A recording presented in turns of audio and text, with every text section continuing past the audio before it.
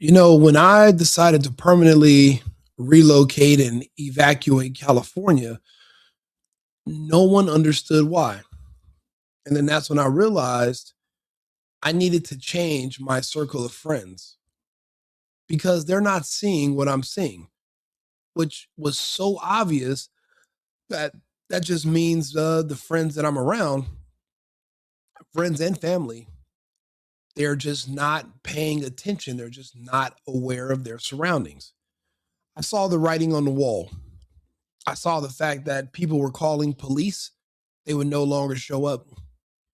I saw that people were getting away with smash and grab robberies, murders were being unsolved, no one was being arrested, crime rampant, and they were encouraging people to wear masks while going into banks and stores. And until 2020, in all of history, when you wore a mask into a bank, that means you were about to rob the place.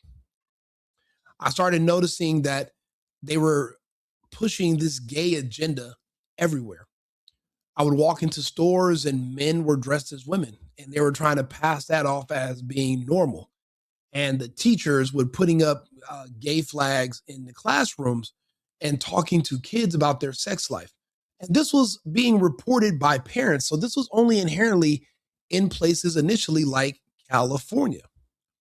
Then I saw that I found out they had passed the Senate Bill 145, which decriminalized the penalties for being caught having sex with kids underage if the kid says he's gay too. And I was like, wow, this is getting really, really weird. So I made a decision to leave California, and I had people that were looking at me crazy, like, why would you want to leave here? Like, as if California's the only state in the country that has electricity, plumbing, and economy. And as soon as you drive out of here, you're just in an empty land, just an empty hellhole, outdoor porta potties everywhere. Like you're just going into a jungle of like, or just into a desert of the unknown. We pretend that there's no society outside of California, the arrogance.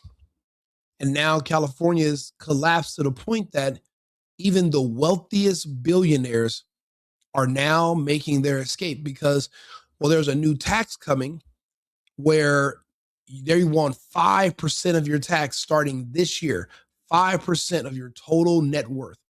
So if you're a billionaire, the state of California wants hundreds of billions of dollars to be transferred to them from you, just so they can give it to probably fraudulent daycares that are owned by illegals from other countries.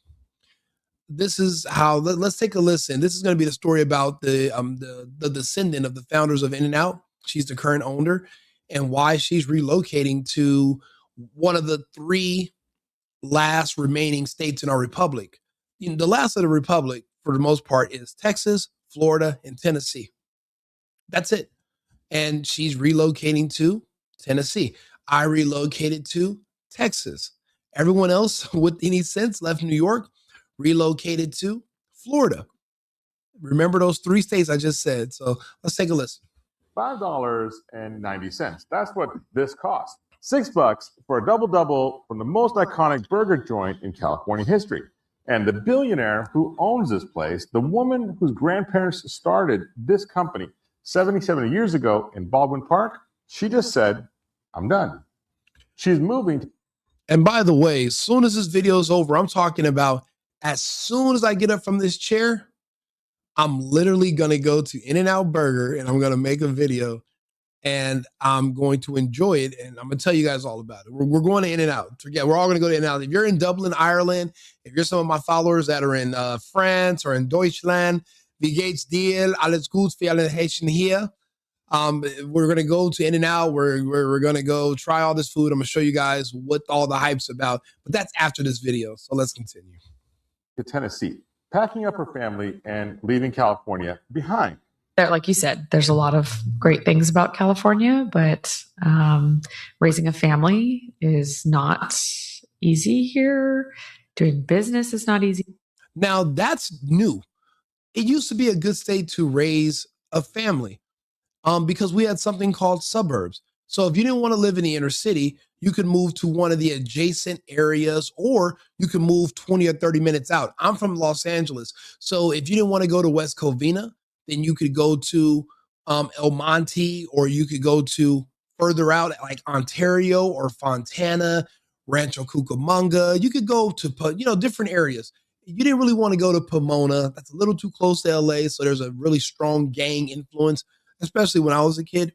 But you wanted to get away from those inner city issues. But what parents didn't realize is that their children that they're relocating were wannabes, and they would bring the gang issues with them. So you're trying to get your kids away from the gang.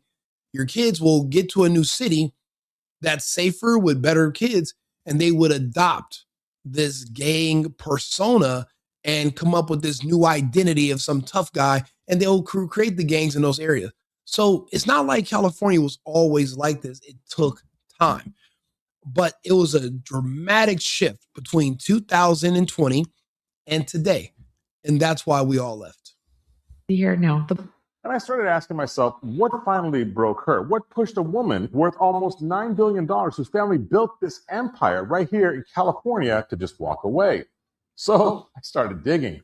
And what I found isn't just about burgers. It's about you and a bill that's coming that you can't escape. So let me tell you a story. Baldwin Park, a guy named Harry Snyder and his wife, Esther, scrape together everything they've got. They open a burger stand 10 feet by 10 feet, tiny. No invest. You know, it's crazy. I always thought the In-N-Out burger that I used to go to when I was a kid, it was off a Vineyard in the city of Ontario, like if you're driving towards Ontario Mills, and right off the exit was an In-N-Out. And I thought that was the number one location that was built, but I think it's like number 2 or 3. But it's actually, I didn't even know Baldwin Park is where In-N-Out began. That's a history lesson for us all. No franchise deals, no private equity. Just a husband and a wife selling burgers out of a window. Harry builds the first drive-through speaker box himself with his own hands. California's first drive-through ever. Some of my earliest memories being exposed to In-N-Out were in this office. This was my uncle's office. And, for me, he was just this magical uncle. He had a larger than life personality and just seemed to make things happen. And we always had fun together. And here's what gets me. They don't expand fast. They don't cut corners. They got fresh beef, hand-cut fries every single day for 77 years. Look around. This place still operates the same way. That guy back there, he's cutting real potatoes right now. Not frozen, not prepackaged, real potatoes. Harry dies in 1976. His son, Rich, takes over. Rich dies in a plane crash in 1993. The other son, Guy, steps up. Guy dies of an overdose in 1999. One by one, his family buries their own. You know, this actually gives more credence to the fact that we have to have more kids. We need more kids because things happen. People die, but you're going to need a legacy. You're going to need offspring. You're going to have to, well, first things first, if you have a business for your kids to be a part of so that they're not begging someone else to give them a job when they grow up, you do need more kids. This is your contribution to society. This is what literally God wants for you. It's in the Bible. Now, personally, I don't have kids, but I'm going to be taking my own advice soon. But again, I'm working. I'm building. I want my kids, they will work for me. As a child, I worked for my family business. And then it got to a point where I didn't necessarily want my family controlling everything I do or having to be in part of all my business just because I work for them because, family's controlling. So I ended up working for other people and branched out on my own. But you do need more kids because at the end of the day, it's billions of dollars and their family is pretty much limited because the parents the parents opted out of having a lot of kids. So you got to look at it from different angles here. And you know what they never did? They never sold. They never franchised. They never left California. Esther, the original founder, now a grandmother, takes over at 79 years old, runs the company until she dies in 2006. And then there's only one person left, Lindsay. The granddaughter, she was 17 when her dad died. 17 years old. The last one grandchild, one. No one else had any accidental. I mean, you know, you start thinking about it. Even accidental kids are kids. They're still family. Yeah, it's rough. You had a kid out of wedlock, you know, and I don't promote that at all, but Jesus, that's better than nothing. It's still family. You guys can still grow and be there for each other. And I'm from a really big family, huge, where there's too many of us actually. And for the most part, we're all men. It's me. My mom had, you know, a bunch of sisters, and because, you know, my grandparents had a lot of kids, and then they all had sons. So it was really just me and a bunch of my cousins, and we're just all out here in the world doing different things, trying to make different things happen. That's important.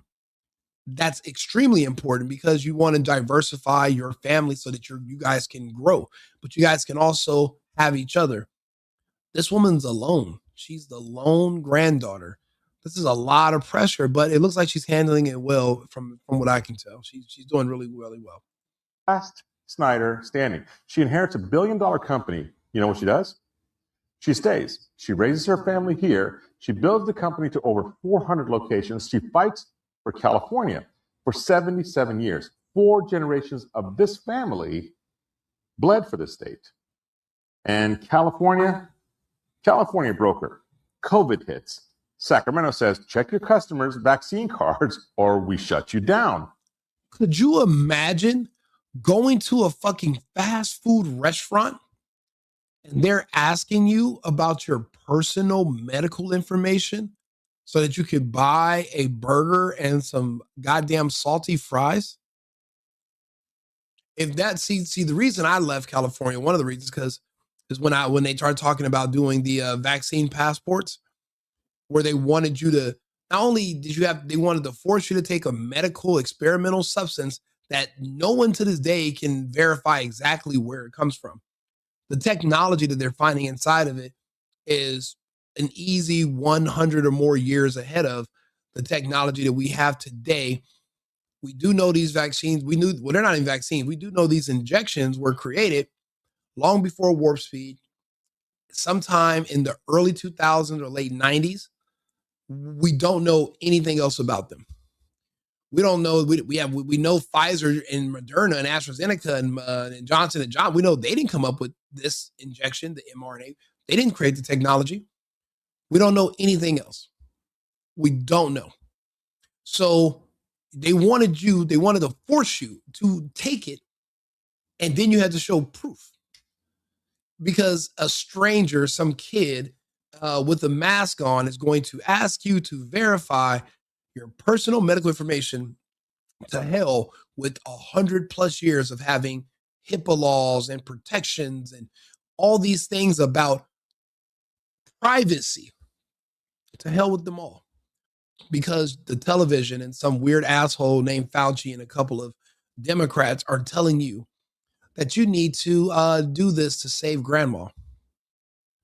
Yeah, screw you and grandma, bro. No.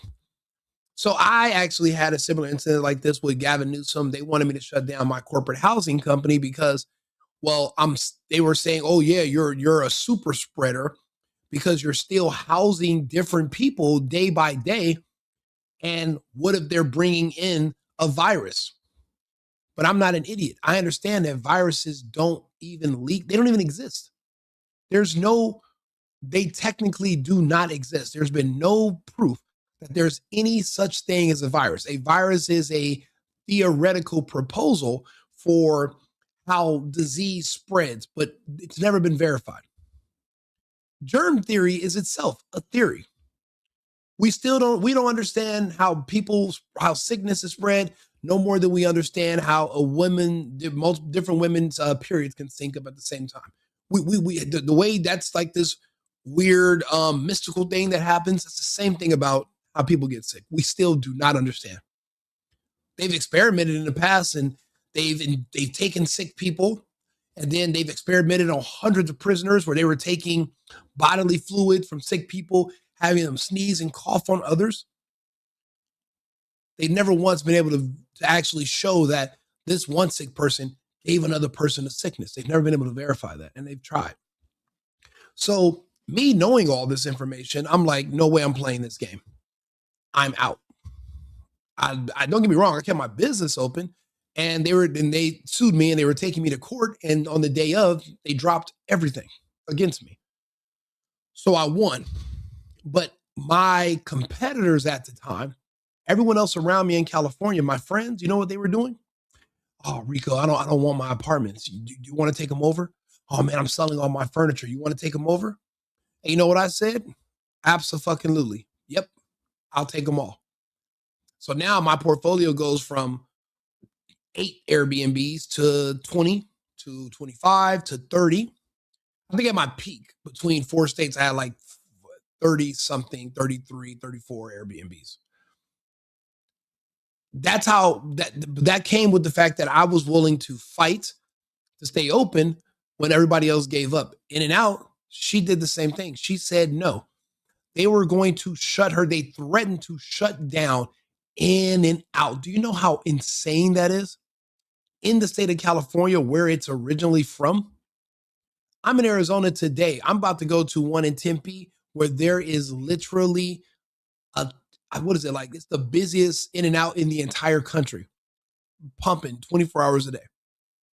And they threatened to shut them down over an imaginary disease because they wanted to give you an experimental injection that is now magically giving everybody cancer and heart attacks.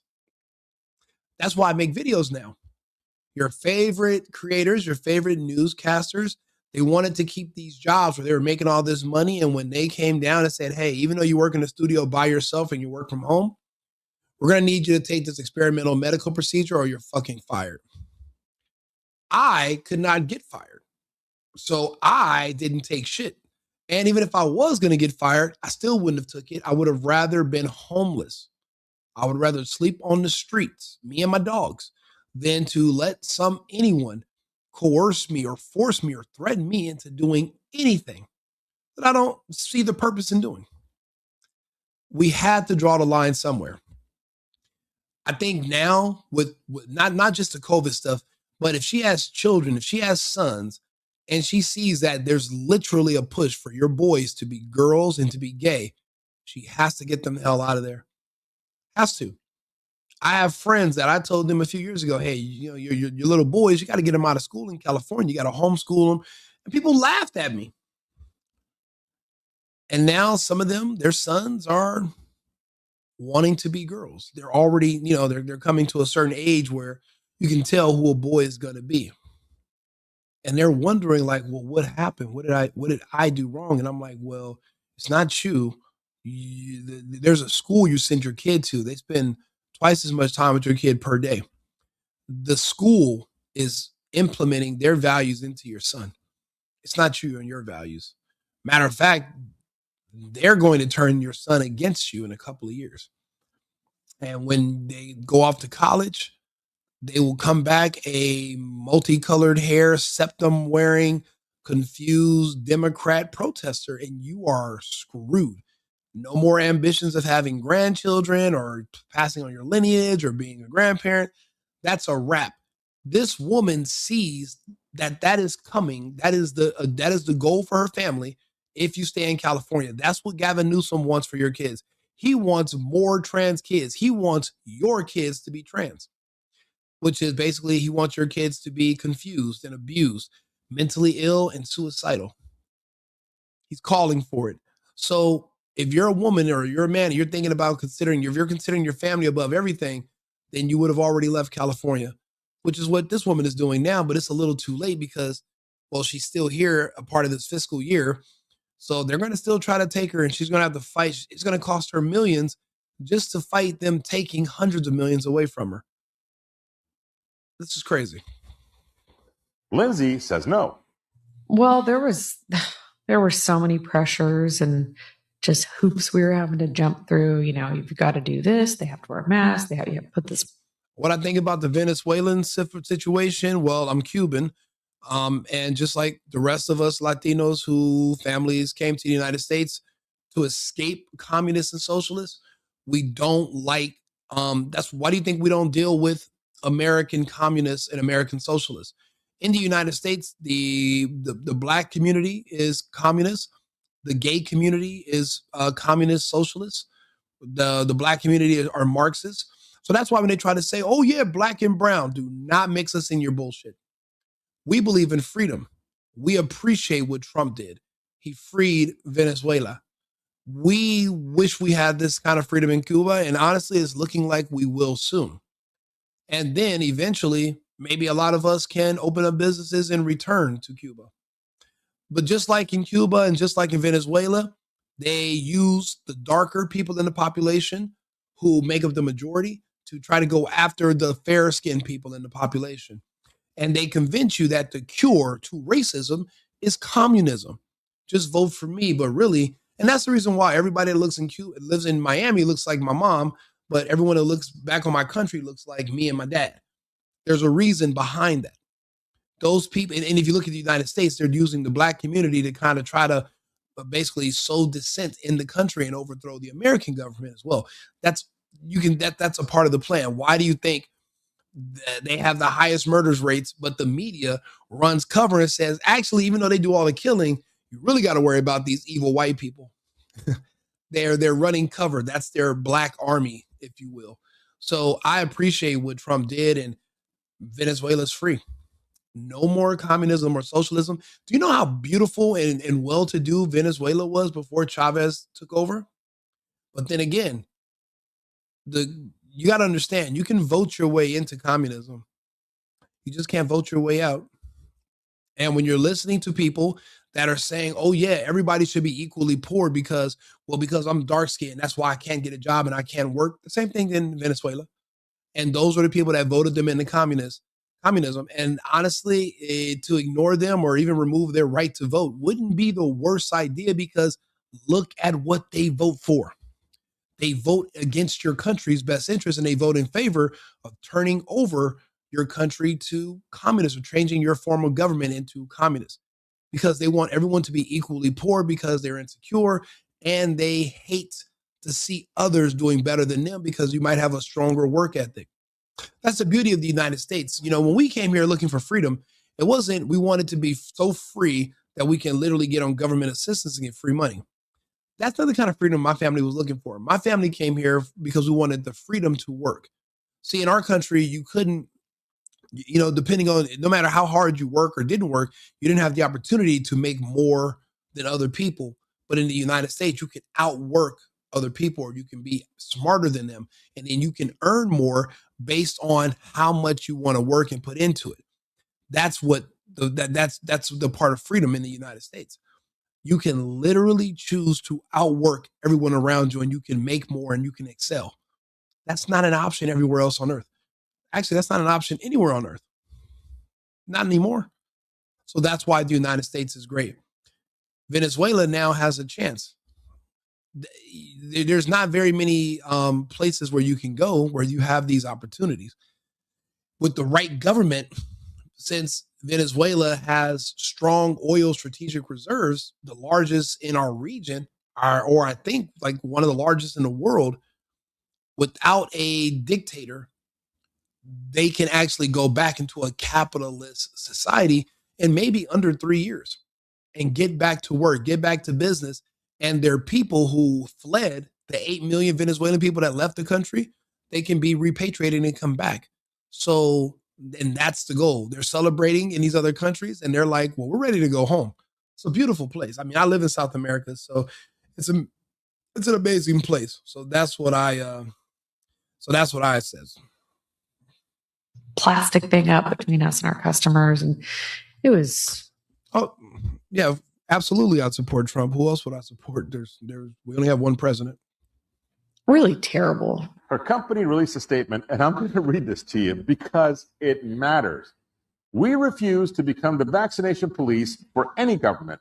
It is unreasonable, invasive, and unsafe to force our restaurant associates to segregate customers. Held the line. Like, we're not policing our customers. What the hell?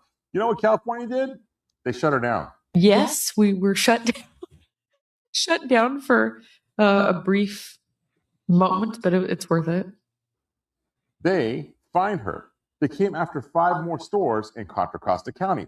$1,750 in fines, citations, and threats. And they make that every 2 seconds or less than that. So ridiculous. But she held the line. Then crime exploded. Her Oakland location, opened for 18 years, profitable, had to close. You know why? 1,335 police incidents, over 1,000 car break-ins, robberies, and listen to this. A gunshot went through the walls of the store. First store closure in 77 years. Guess where that one store that had all those crime incidents and had, people shooting at it? Guess what neighborhood it was located in? Guess who lives in that neighborhood? I give you a hint. The word usual comes up. Not because it was failing, because California couldn't keep employees safe.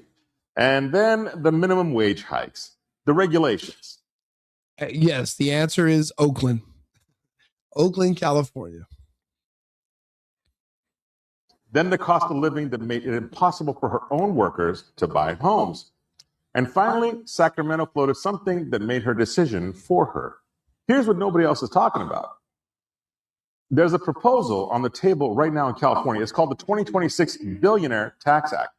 One-time tax, 5% of your entire net worth. If you're a billionaire living in California as of January 1st, yesterday, 2026, you owe.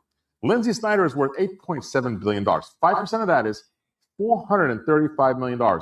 One check to second. And you got to think about it. We just now found out all of our tax money is being laundered and given to illegals and scamming migrants from other countries in the world. And because the truth of the matter is this, all these migrants that we're seeing in the country, like 90% of them don't actually want to be here. They didn't come here by choice. They came here because they were hired. And when I say hired, it's because they are literally paid to be here.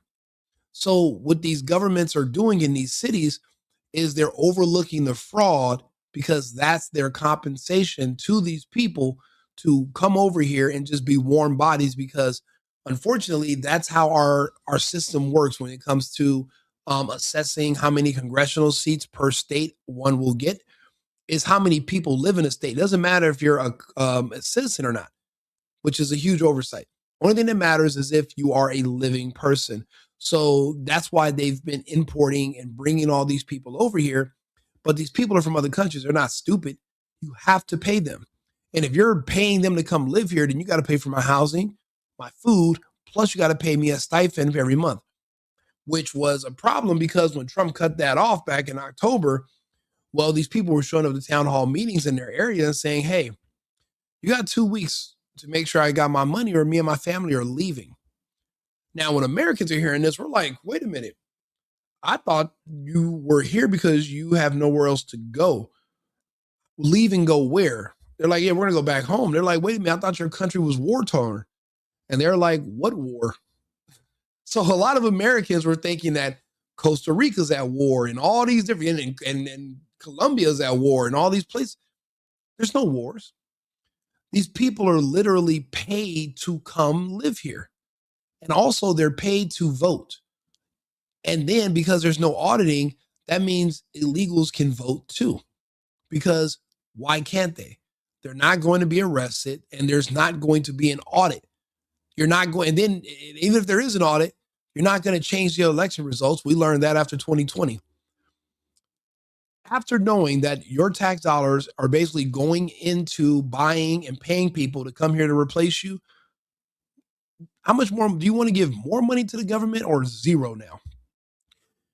I'm leaning towards zero. I will not be filing anything in 2026 until we find out what the fuck is going on. There's way too many Somalians and other foreigners. Dude, there's a guy that works in the government in Somalia. He even has a daycare over here that's scamming. How is it that elected officials in other countries can open up scam businesses in the United States and they don't even live here? And you think that I want to give my tax money to the same people that allow that, who are mismanaging it. You think I want to give them more?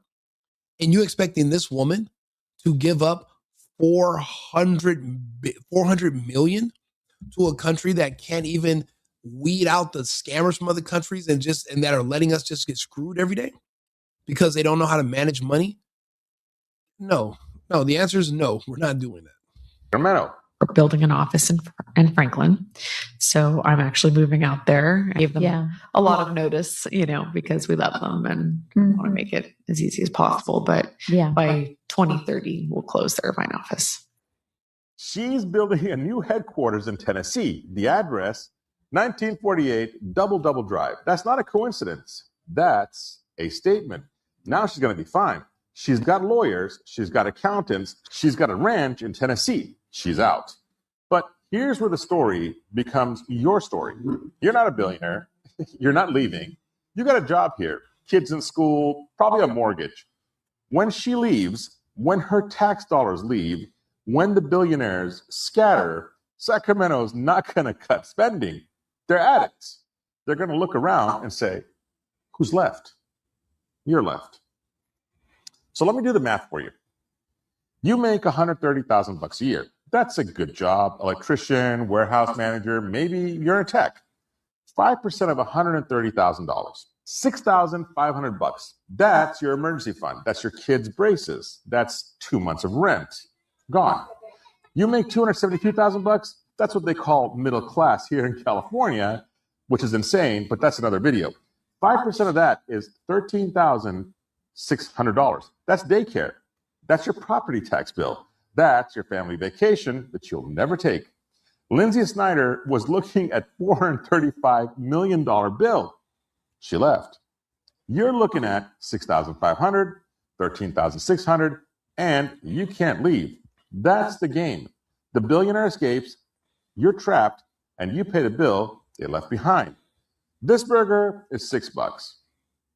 The woman who made it possible, whose grandparents invented this in 77 years ago, just said goodbye to California. She held on longer than Tesla, longer than Oracle, longer than Chevron, longer than SpaceX, but she's the last loyalist. And even Chevron they're just now relocating to Houston. They just announced it.